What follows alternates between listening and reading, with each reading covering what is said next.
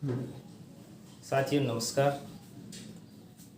आगे हम छंद को स्टार्ट करते हैं। जैसे कि पहले 3 कक्षाओं में छंद पढ़ लिए थे अपन ने। 3 वर्णात्मक छंद।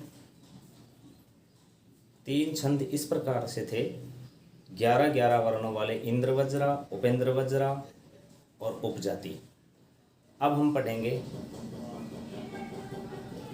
वसंत तिल का नामक छंद। 14 वर्णात्मक छंद है, जिसके प्रत्येक चरण में 14 वर्ण होंगे।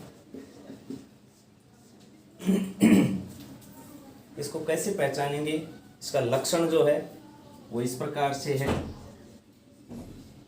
उक्ता वसंत तिल का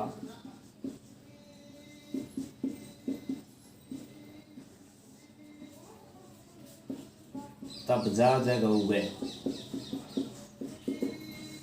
इसको याद नहीं करना है।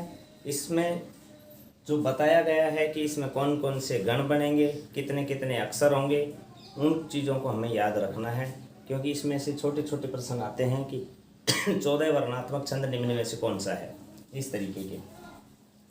तो जहाँ कई बार उक्ता लिख देते हैं या गेया भी लिखा मिल सकता है। कई बार एक ही बात है, गेया का मतलब भी जानने योग्य है और उक्ता मतलब कहा गया है। तो इसमें गण चिन्ह लगाएंगे। पहले तो मात्रा नहीं, वर्ण देखेंगे कि कितने वर्ण हैं इसमें, 14 वर्णात्मक है भी या नहीं है। 1 2 3 4 आधे अक्षर को गिनते नहीं है। 5 6 7 8 9 10 11 12 13 14 वर्ण वाला छंद वसंत तिल का छंद है, ये इसका नाम है। अब इस पे गण चिन्ह लगाएंगे। जैसे कि हमने शुरुआत में 4 नियम समझाए थे कि ए, ई, उ, री ह्रस्व स्वर की एक मात्रा गिनी जाती है और दीर्घ आ, आई, औ, ओ, औ इनकी डबल मात्रा गिनी जाती है। उसको एस से इंगित करते हैं और ह्रस्व स्वर को खड़ी पाही के चिन्ह से इंगित करते हैं। तो ये संयुक्त है, अर्थात आधा वर्ण बाद में होने की वजह से इस उ की 2 मात्रा गिनी जाएंगी। इसमें आ की मात्रा है, इसलिए इसकी 2, इसकी 1, इसकी इस आधे की वजह से 2, इसकी 1, इसकी 1, इसकी 1, इसकी 2, 1 1 2 1 2 2। इस तरह से हमने मात्राएं लगाई हैं। अब मात्राओं से हम गण चिन्ह बनाएंगे। 3 3 के जोड़े बना देंगे, जैसा गण बनाना सिखाया था हमने। ये तगण बन गया, ये भगण बन गया, ये जगण हो गया और ये भी जगण हो गया, और अंत में 2 गुरु वर्ण। यानी यहीं से परिभाषा बनती है तगण, भगण, जगण, जगण और 2 गुरु वर्ण। गौ गय का मतलब गुरु गुरु। तो देखें, पहले तगण आया है, फिर भगण, फिर जगण, फिर जगण और अंत में 2 गुरु वर्ण आए हैं। तो वसंत तिलिका को हम संक्षिप्त रूप से कैसे याद करें, अपने पेपर में क्या क्या सवाल इसमें से आ सकते हैं, उसको हम समझाने की कोशिश कर रहे हैं। शॉर्ट में हमें याद करने योग्य बात ये बताई गई है कि इसमें प्रत्येक चरण में 14 अक्षर होंगे। दूसरी बात, इसमें क्रम से तगण, भगण, जगण, जगण और अंत में 2 गुरु वर्ण होंगे। बस यही बात याद रखनी है कि 14 अक्षरों वाला एक छंद है वसंत तिल का। इसके प्रत्येक चरण में 14 वर्ण होंगे और क्रम से तगण, भगण, जगण, जगण और अंत में 2 गुरु वर्ण होंगे। इसमें कोई यति नहीं होती है। बस यही ध्यान रखना है कि 14 वर्ण हैं और 14 वर्णों में तगण, भगण, जगण, जगण और अंत में 2 गुरु वर्ण आएंगे। अगर ऐसा किसी लाइन में कोई लक्षण नज़र आता है तो उसे हम वसंत तिल का नामक छंद से अभिहित करेंगे। आगे देखें, ये तो 14 वर्णों वाला छंद हो गया। अब 15 वर्णों वाला छंद हम लेते हैं मालिनी। ये तो वसंत तिल का। अब इससे आगे बढ़ते हुए मालिनी नामक छंद को देखते हैं।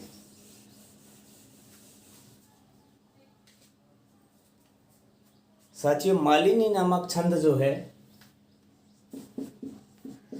ये 15 वर्णात्मक छंद है। जैसा हमने पढ़ा, मैं शॉर्ट में समझाऊं कि 11 वर्णों वाले पढ़े हमने 3 छंद, इंद्र वज्रा, उपेंद्र वज्रा और उपजाति। 12 वर्णों वाले 3 छंद पढ़े, जिसमें हमने द्रुत विलंबित, भुजंग प्रियात और वंशस्थ, ये 3 छंद ऐसे थे जिसमें 12 वर्ण होते थे। एक छंद हमने पढ़ा 14 वर्णात्मक, जो अभी पढ़ा है वसंत तिल का, अपने आप में अकेला ही है वसंत तिल का नामक छंद, जिसमें 14 वर्ण होते हैं। अब हम पढ़ेंगे 15 वर्णात्मक छंद, एक ही है जो हम पढ़ रहे हैं मालिनी नामक छंद। तो मालिनी नामक छंद जो है, इसका जो लक्षण है उसको कैसे पहचानेंगे कि इसमें मालिनी नामक छंद है। देखिए, न, मैं, ये, यू, तेयम, मालिनी, भोगी लोकई।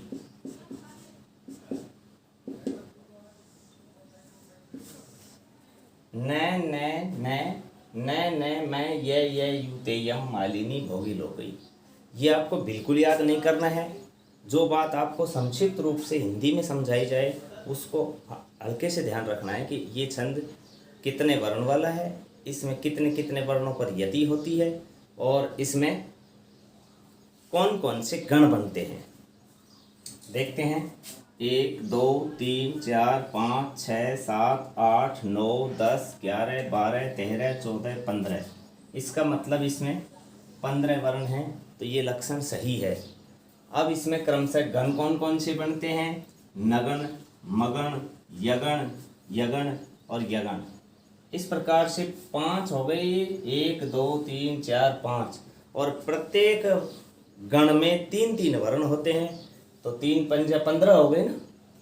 अब देखते हैं गण व्यवस्था, मात्रा लगाएंगे, इसकी एक, इसकी एक, इसकी एक, इसकी एक, एक, एक, इसकी 2, क्योंकि एक ही मात्रा है। इस पर बिंदी होने की यानी अनुस्वार होने की वजह से यहाँ पर भी 2, यहाँ पर 2, 1 2 2 1 2 2। इस तरीके से हम मात्राएं लगा लेंगे और गण चिन्ह को बनाएंगे। देखो, ये नगण बन गया। इसके बाद अगला गण 3 का जोड़ा, ये भी नगण बन गया। इसके बाद अगला ये मगण हो गया। इसके बाद यगण हो गया। इसके बाद फिर यगण हो गया। इसका मतलब ये सही है। और 15 वर्णों वाला मालिनी नामक छंद जो है उसमें क्रम से नगण, नगण, मगण, यगण और यगण, ये लक्षण होंगे।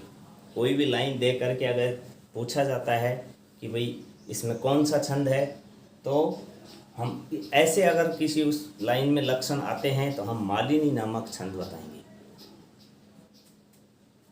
देखें, संक्षिप्त रूप से सार स्वरूप हम ये कह सकते हैं कि मालिनी नामक छंद के प्रत्येक चरण में 15 वर्ण होंगे और क्रम से गण कौन कौन से होंगे? नगण, नगण, मगण और 2 यगण, ऐसा होगा। तो ऐसा अगर कहीं लक्षण हमें नजर आता है तो उसे मालिनी नामक छंद से अभिहित करेंगे। ठीक है साथियों, थोड़ा सा और आगे बढ़ते हैं और छंद को आज पूरा ही कर लेते हैं, क्योंकि काफ़ी दिन हो गए, 5-7 रोज़ तो मैं वीडियो डाल नहीं पाया। अब जैसे ही अपना छंद पूरा होगा, छंद पूरा होते ही हम या तो संज्ञा प्रकरण स्टार्ट करेंगे या फिर प्रत्यय वगैरह, कारक, जो भी ज़्यादा महत्वपूर्ण तो कारक है, लेकिन फिर भी इसको पहले पूरा कर लेते हैं, यानी पूरा टॉपिक होने के बाद ही हम नया टॉपिक स्टार्ट करें। तो ये मैं आशा करता हूँ कि आपके अच्छा समझ आया होगा।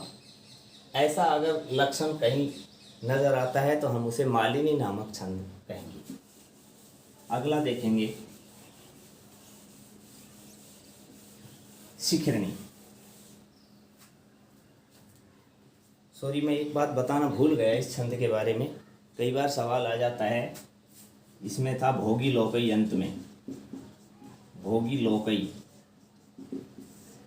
इसमें 15 वर्णात्मक छंद जो है इसमें 8 + 7 वर्णों पर यति होती है, अर्थात 8 भोग बताए गए हैं और 7 इसमें लोक बताए गए हैं।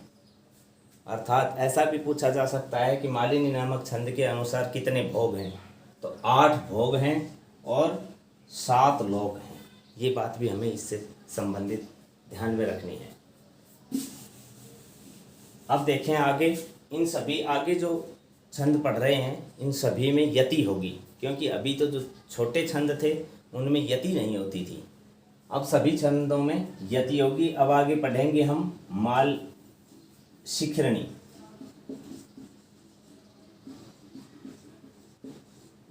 शिखरिणी, शिखरिणी नामक छंद जो है इसके प्रत्येक चरण में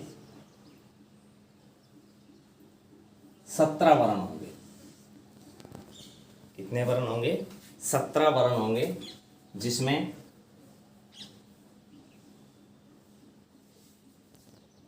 6 और 11 वर्णों पर यति होगी। 6 और 11 वर्णों पर यति होगी। इसका लक्षण पढ़ते हैं।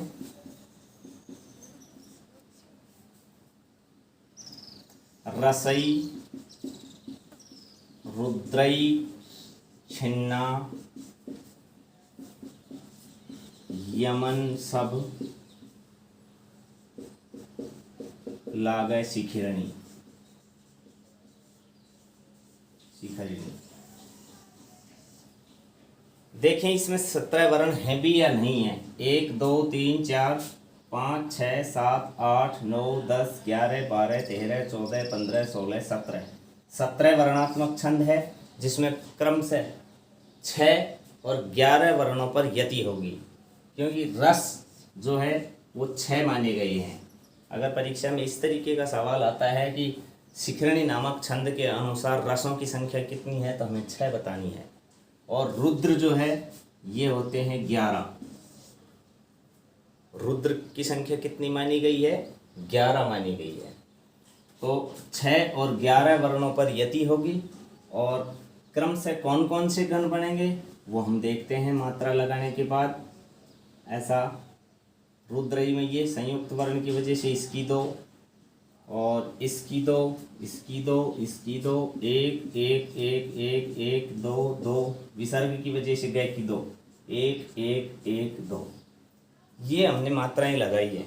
अब इसमें क्रम से गण बनाएंगे तो ये तो बन गया, ये यगण, ये बन गया मगण, ये बन गया नगण, ये बन गया सगण, ये बन गया भगण।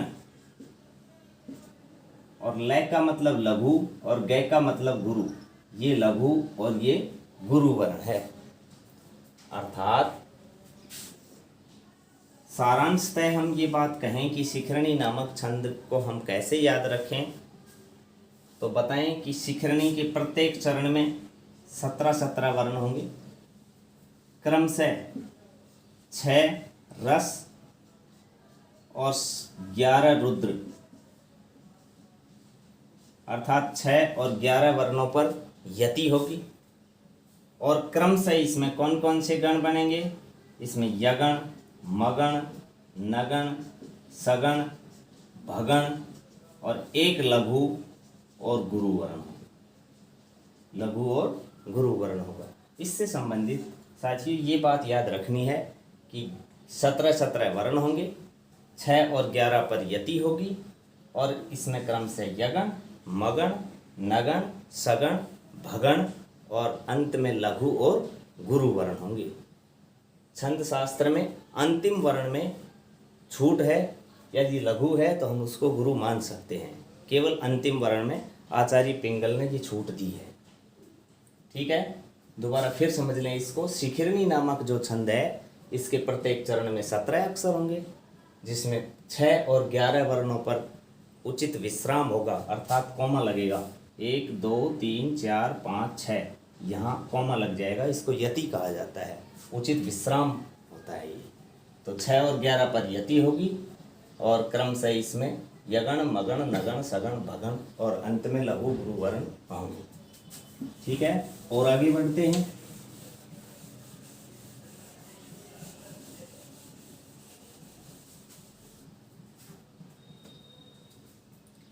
अब देखेंगे मंदाक्रांता।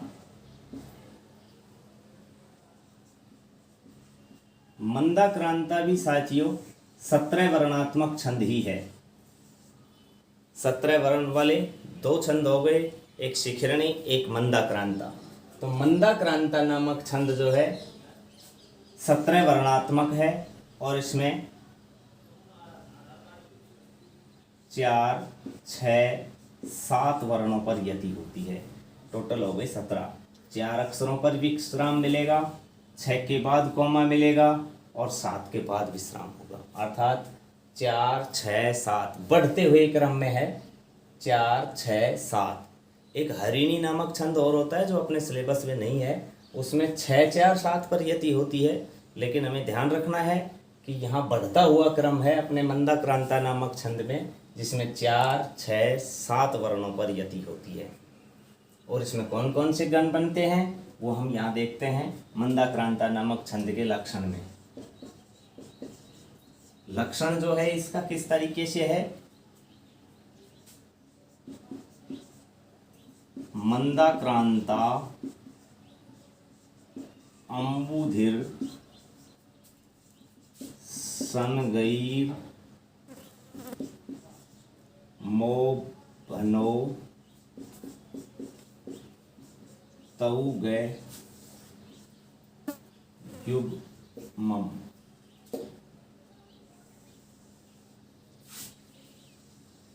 देखते हैं 17 हैं। 1, 2, 3, 4, 5, 6, 7, 8, 9, 10, 11, 12, 13, 14, 15, 16, 17। क्योंकि आधा अक्षर नहीं गिनते हैं तो 17 अक्षर तो पूरे हो गए। अब इसमें 4 वर्णों पर यति करेंगे। 1, 2, 3, 4 यहाँ यति हो जाएगी। उसके बाद 6 वर्णों पर ये आधे गिने नहीं जाएंगे। 1, 2, 3, 4, 5, 6 यहाँ यति हो जाएगी और बचे हुए 7 ही वर्ण हैं। अर्थात 4, 6, 7 वर्ण हैं। इससे संबंधित और अतिरिक्त जानकारी दे दूं कि अंबुधि का मतलब होता है समुद्र। ये तो 4 माने गए हैं।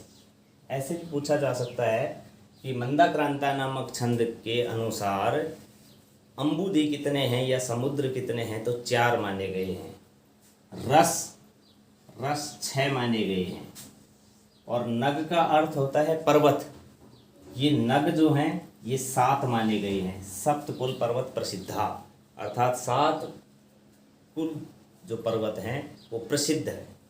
तो 4, 6, 7 ये किस किस को इंगित करते हैं। 4 जो है ये अंबुधि, 6 जो है ये रस और 7 जो है ये नग हैं।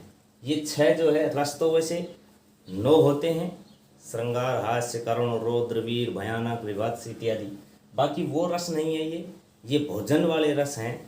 तिक्त, कसैला और खट्टा, चरपरा, यानी इस तरीके की जो रस हैं भोजन से, षड्रस युक्त जो भोजन है वह अच्छा माना जाता है। इसलिए ये रस जो हैं ये 6 माने गए हैं, 7 पर्वत प्रसिद्ध माने गए हैं। अब देखते हैं इसमें गण व्यवस्था किस तरीके की है। तो इसकी 2 मात्रा गिनेंगे, इसकी 2, इसकी 2, इसकी 2, इसकी 1, इसकी 1, इसकी 1, 1, 1, इसकी 2, इसकी भी 2, 1, 2, 2, 1, 2, या आधे की वजह से इसकी 2, इसमें अनुस्वार है इसलिए इसकी 2। अब देखेंगे इस पे गण चिन्ह लगाएंगे। गण चिन्ह जो है 3-3 के जोड़े बनाएंगे। ये तो बन गया मगन। क्या बन गया? मगन। इसके बाद ये देखेंगे मगन के बाद भगन, ये नगन, मो बनो, ये मगन, ये मगन, भगन, ये नगण, ये 4 नहीं, यहीं तक है। मौनो तौ युग्मम अर्थात 2 तगण, ये तगण और ये तगण, और अंत में 2 गुरु वर्ण हैं। तौ युग्मम अर्थात 2 अंत में, युग्म का अर्थ जोड़ा होता है, अर्थात 2 गुरु वर्ण अंत में होंगे। देखें, एक गण में 3 वर्ण हैं, तो 3 पंजे 15, तो ये हो गए, और 2 अंत में गुरु वर्ण होंगे। कैसी कैसी गण व्यवस्था होगी, सारांशतः देखते हैं। जो पहली बात तो इसमें प्रत्येक चरण में 17-17 अक्षर होंगे। दूसरी बात यह है कि 4, 6, 7 वर्णों पर यति होगी।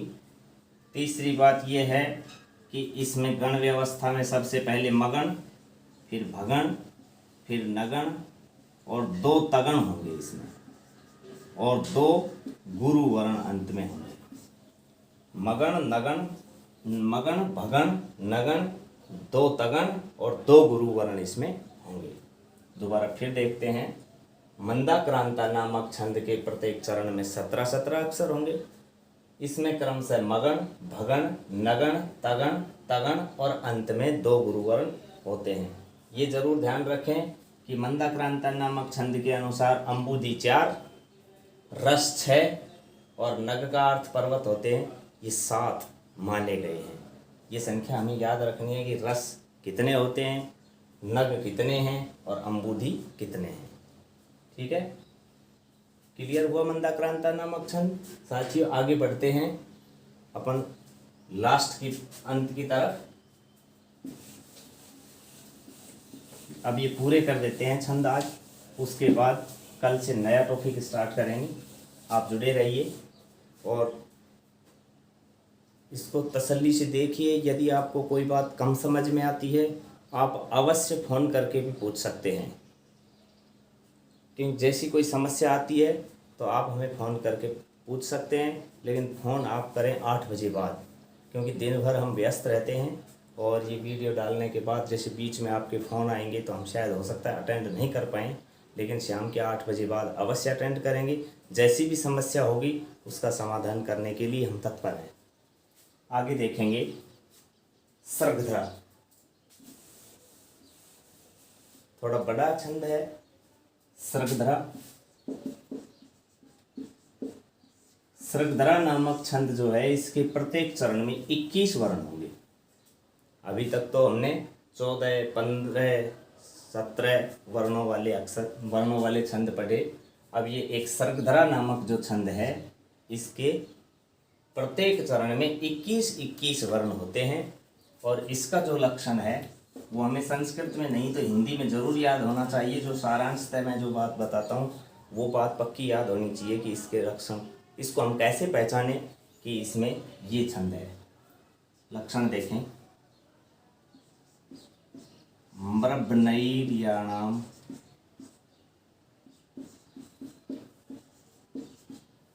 त्रयेण त्रिमुनि यतियुता सर्गधरा कीर्तितेयम। ये थोड़ा बड़ा है क्योंकि 21 वर्णात्मक है ये, तो इसको शांति से देखेंगे, तसल्ली से। सर्गधरा नामक छंद के प्रत्येक चरण में 21 हैं, तो 21 हैं या नहीं है पहले काउंट करेंगे। 1, 2, 3, 4, 5, 6, 7, 8, 9, 10, 11, 12, 13, 14, 15, 16, 17, 18, 19, 20, 21, 22 हो गए इसमें तो। मृभनैर्याणाम त्रयेण त्रिमुनि यतियुता सर्गधरा। एक गय जो है आधा है, यहाँ भी आधा था, गलती से लिख दिया। सर्गधरा कीर्तितेयम, ऐसा है, पूरा गय नहीं है, ये आधा गय है। अब देखें 21 अक्षर हो गए। अब इसके प्रत्येक चरण में नहीं कितने कितने वर्णों पर यति होगी, तो इसमें साथियों 7 वर्णों पर यति होगी, अर्थात प्रत्येक 7 वर्णों पर यति होगी। 7 या 21 हो जाएंगे। 1 2 3 4 5 6 7 वर्णों पर कॉमा लगा देंगे, जिसको यति कहते हैं। 1 2 3 4 5 6 7 वर्णों पर फिर यति लगा देंगे, उसके बाद 7 ही वर्ण बचे होंगे। अब देखेंगे कौन कौन सी गण व्यवस्था होगी। तो इसमें मगण, फिर ये र है, एक रगण, एक भगण, एक नगण और फिर 3 बार यगण होंगे। देखेंगे इसमें एक मात्रा लगेगी, क्यों 2 लगेंगी, क्योंकि आधा भय है बाद में, इस वजह से इसकी 2 गिनेंगे, इसकी भी 2, इसकी भी 2, इसकी भी 2, इसकी 1 2 एक नहीं, संयुक्त वर्ण होने की वजह से इसकी भी 2 गिनेंगे। 1 1 1 1 1 1 2 2 1 2 2 1 2 2 देखेंगे।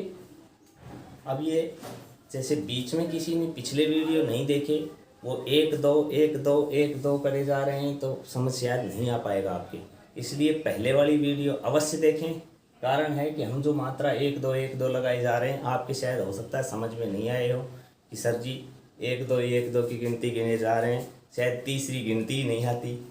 तो देखिए 1 2 1 2 इसलिए गिन रहे हैं क्योंकि इसमें लघु की 1 मात्रा गिनी जाती है और गुरु की 2 मात्राएं गिनी जाती हैं, इसलिए लगातार ऐसे ही करना है। अब गण व्यवस्था को देखेंगे। ये है मगन। देखिए मैंने बताया था मैं और र है, तो पहले मगन फिर रगन। ये रगन, ये भगन, ये नगन, यगन, यगन और यगन। ये तीनों बाद में यगन यगन यगन ऐसा होगा। अब देखें सारांशतः हमें ये बात याद रखनी है हिंदी में कि सर्गधरा नामक छंद को कैसे पहचानें। ये अंतिम छंद है। देखिए सर्गधरा नामक छंद के प्रत्येक चरण में 21-21 अक्षर होंगे। दूसरी बात यह है कि सर्गधरा नामक छंद के 7 वर्णों पर यति होगी, प्रत्येक 7 वर्ण पर यति होगी। और तीसरी बात यह है कि इसमें क्रमशः मगण, रगण, भगण, नगण और 3 यगण होंगे। 3 बार यगण होंगे अंत में।